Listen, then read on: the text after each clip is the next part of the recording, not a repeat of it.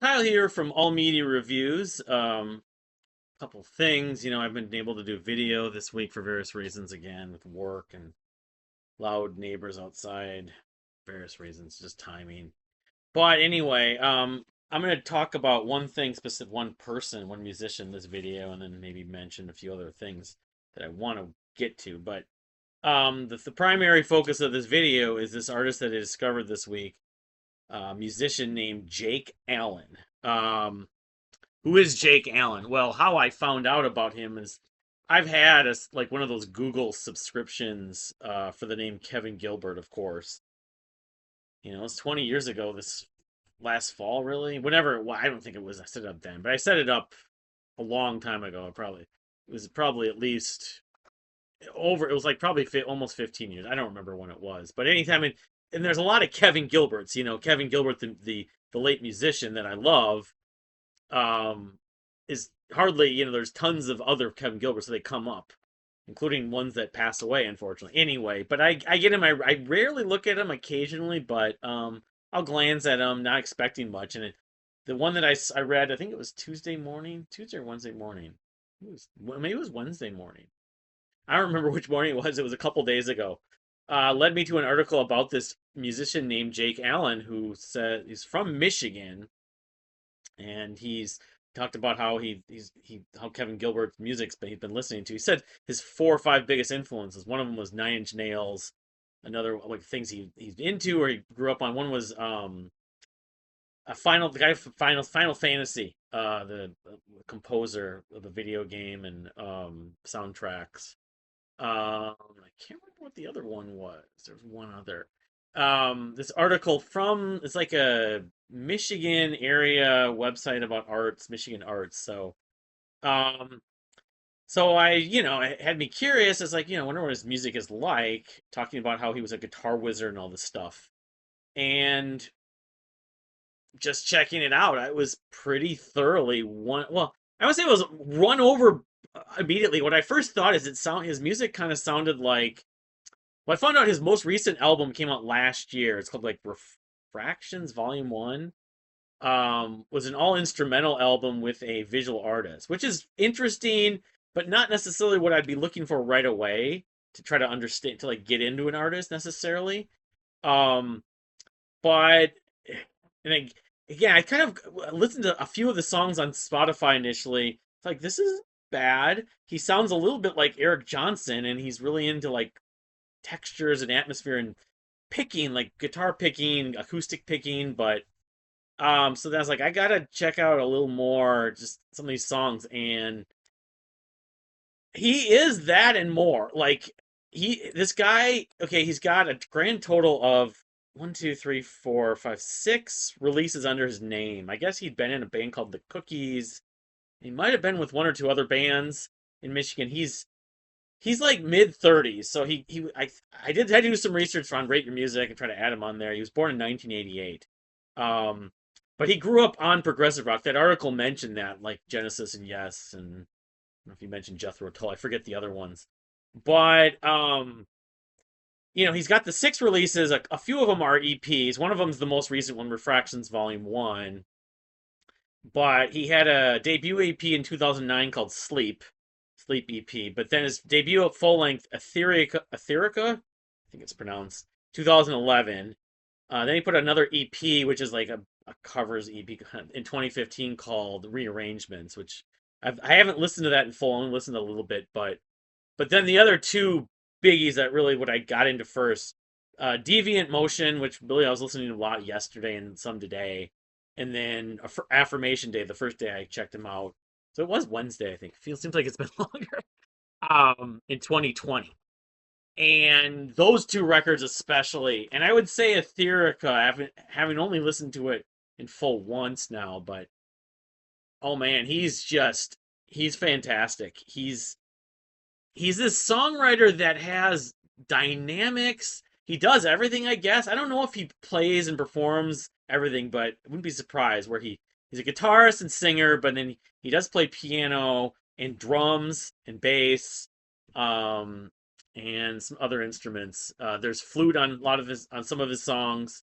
But he's very good about doing dynamics where he's acoustic sounding, then he gets kind of animated and heavy. He has some electric guitar. I guess primarily you could say his base of his guitar work is probably more acoustic than electric, but he does this finger tapping thing. So I mean, the artists that he reminds me of beyond Eric Johnson are people like Joey Eppard from Three, Kevin, of course, Kevin Gilbert. I just wrote some other names down. Vocally, he sounds a little bit like Ray Wilson and Neil Morse at points, but a little bit like Eric Johnson too in some ways. But he's not really a blues artist like Eric Johnson. Ted Leonard a little bit vocally at points. Then there's like one song that sounds a little bit like a Tall as Lion song, or Pain of Salvation, or Caddisfly, Greg Harrigas. And then, of course, I was reading a couple more articles with him. Michael Hedges and Pat Metheny, he got into jazz and jazz, like what do you call it, ambient jazz. Pat Metheny Group has done tons of different kinds of jazz, if you want to call it all jazz. Um, so he's kind of like I like Jacob Collier's another one. The Family Crest, the song, the Affirmation Day, that first song on that record, which is probably the song that initially got me to won me over. That song kind of reminded me after listening to it like 6 or 7 times, a little bit like Beneath the Brine in some way. I mean, it's not identical, but it has that kind of crescendo and build and just unbelievable energy and sort of you're kind of almost get lost in it, like how much stuff is going on and how big it is. The way that Beneath the Brine is. Um, this guy, I guess he's done tech work for John Lodge. I don't know, John Lodge has done solo stuff. John Lodge of the Moody Blues recently, just over the past 6 months or a year or something, because that was the article I was talking about. He's done this one man like show where he's a musician with parents who are musicians called The Lion, which he did a residency in like Boise, Idaho, and then Eugene, Oregon, I guess. But he's from the upper part of Michigan, northern Michigan. Uh, Gaylord, where he resides now, I guess, but then originally he's from Grand something, I forget. Grand City. Um, but I mean, let me just see here if I can pull this up.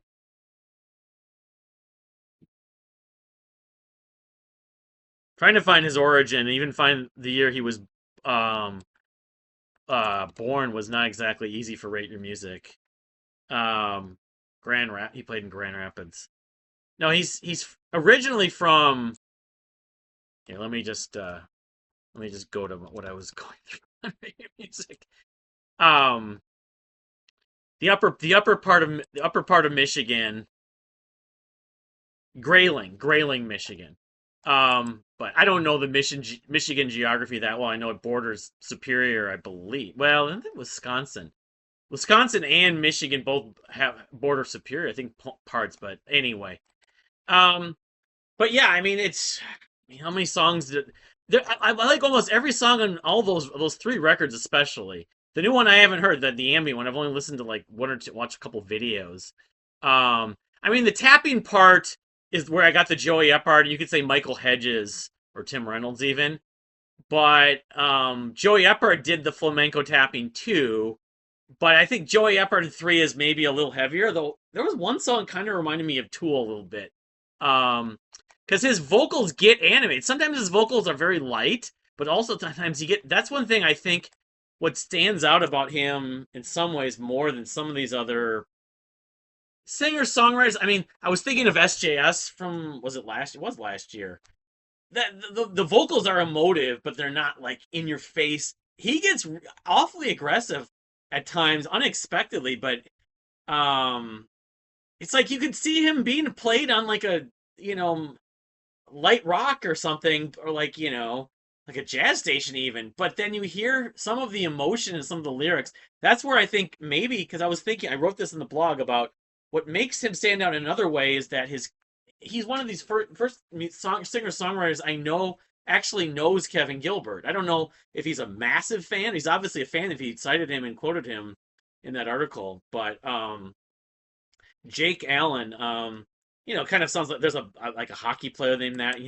Although I was thinking he does share one thing in common with Kevin Gilbert among several other things is he has 2 first names, but the name Allen is very common as a last name as well. But yeah, I mean, I just ordered like a package of CDs. The vinyl I think the new record you can maybe still get on vinyl, but there's limited pressings. But I got a package where I got them all signed. I got the three proper full lengths: Etherica from 2011, Deviant Motion from 2018, and Affirmation Day from 2020. But no, I mean it's one of those cases that's happened a few times recently.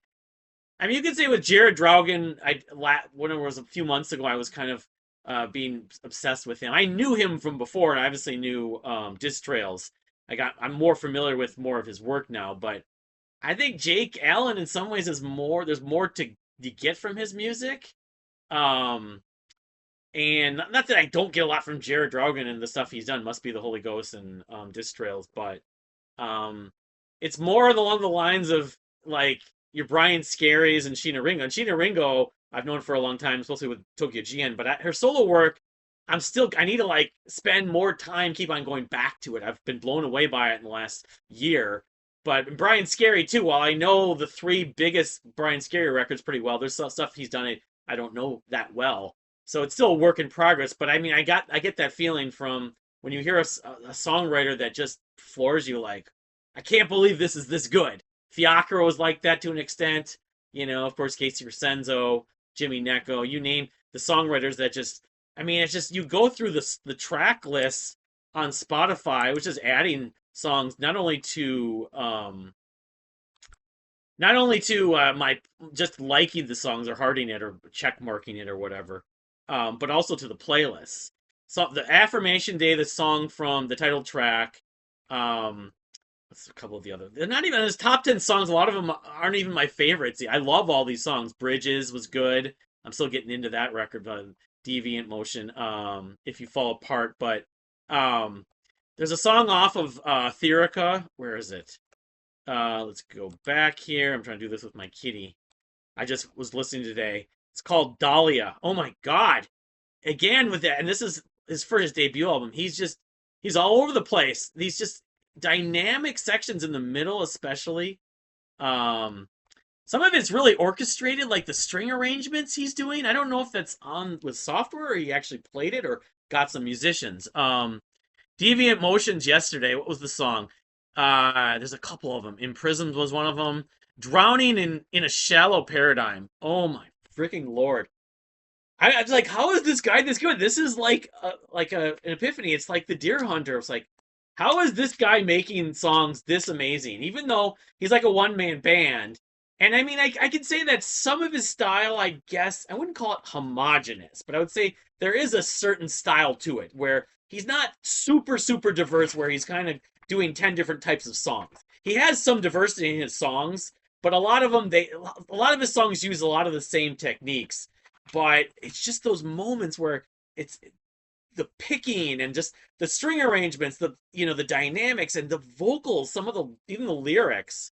Um, I can't believe. I mean, maybe because I it's the honeymoon phrase, and 3 months from now I'll be like, yeah, I still love him, but I'm not going to listen to as often as I was. I mean, I can say that about Brian Scary. I still love him, but I don't listen to him as often as was for about a 6 month period. But no, Jake Allen. It's great that he's younger, though. I part of me wanted to find someone who's a little bit younger than him because he's not.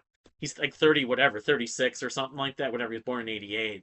So I would like to find more musicians that are like the Warnings age, where they're Gen Z, obviously, and but he's obviously a lot younger, than someone who's who if I discovered Kevin Gilbert now and he was still alive, hypothetically, Kevin would be he's like whatever 10 years old, 10 and a half years older than me, so he'd be like 58.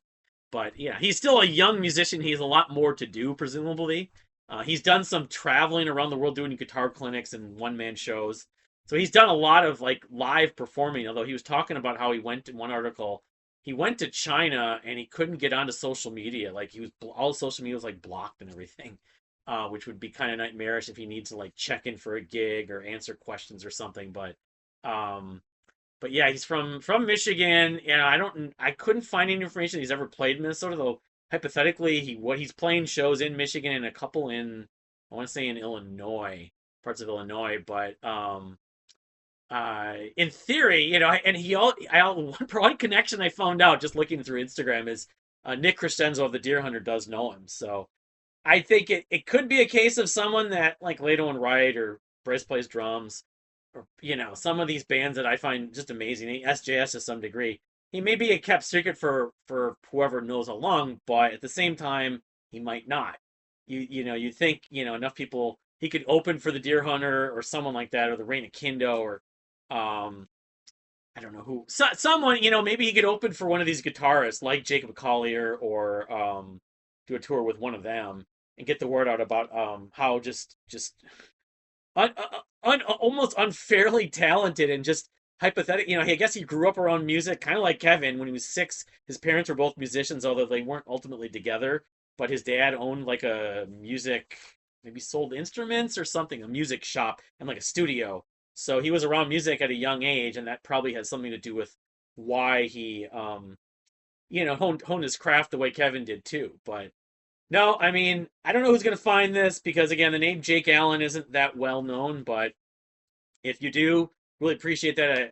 I hit the number 450, so we don't know, maybe by the end of the year we'll be up the big 500. I have some plans, and I'm planning. I've been talking to the blog for the kind of long term approach of this YouTube channel, but it's good to hit 450 subscribers. I guess. Thank you for subscribing. If you're listening, subscribe. But um, anyway, that's it for now. I was just gonna mention my other plans. I did do a Dream Theater versus Fates Warning list, which I'll plan to do a ranking video. Maybe not today, but probably not today, but probably hopefully next week if I'm not so compromised by my work and time and the neighbors and stuff. That there was a couple other plans. The Rock Hall results are coming out, so I think when I'll do a reaction to who's going to get in. Fish won the fan vote, I believe. They're going to win the fan vote. That doesn't mean like Dave Matthews Band they're going to get in, but I have that list of Rock Hall wish lists that I want to do. I have the Record Store Day stuff right around here that I don't know. This is all of our stuff. Yeah, I think this is I have these 3 bags, but I think my wife's just been too disinterested in even though I set the room up for us to do a video, it's just hard to do it on this laptop. My camcorder have a wider scope, but I think by next week I'll either do my Record Store Day video or my collection update video with some of the stuff behind me that I made a video previously. Maybe if I get the Jake stuff, I'll show that with it. But by next week, hopefully, I'll be able to do that. Of course, the Timberwolves and the Lakers are tonight. Let's see what happens if they can hold serve at home. But Wild, they won. As far as sports goes, there's some other stuff that from a video perspective I was thinking about doing beyond the stuff I've been working on. I am working on what I think might be a long-term thing is that radio show thing. I don't know. I have a lot of ideas I never can do, but I have this idea about making like the John Pratt who does the local show, the Ouija Wayback Wonders, where he does like a playlist chart based. It won't be charts, but just to do like 20 songs, a 20 song. I could do 20 song podcast historically. But the thing is, if it was one day or 1 month or 1 week, there's not enough songs for me historically that I can find to really make it a full playlist podcast. So I thought it might be like a 3 month window, but in order to do that, it would be based on the release date of that release, of those releases. So if the album came out in like July, I wouldn't be playing it in the podcast for, November of 1992 if it was July of 92. It's just for like new release windows. So like a radio show that either got promos for the next month or recently got promos from the previous month or that current month. 3 months might have enough sort of depth for a lot of periods of time, and probably doing it around that anniversary. Maybe not purely, but I'm not sure. It's an interesting idea, and if it works, it would have legs, and it might be what I'd be transitioning to, because it could have unlimited focus, but I don't know. Anyway, thank you for watching, though, and we'll see you next time.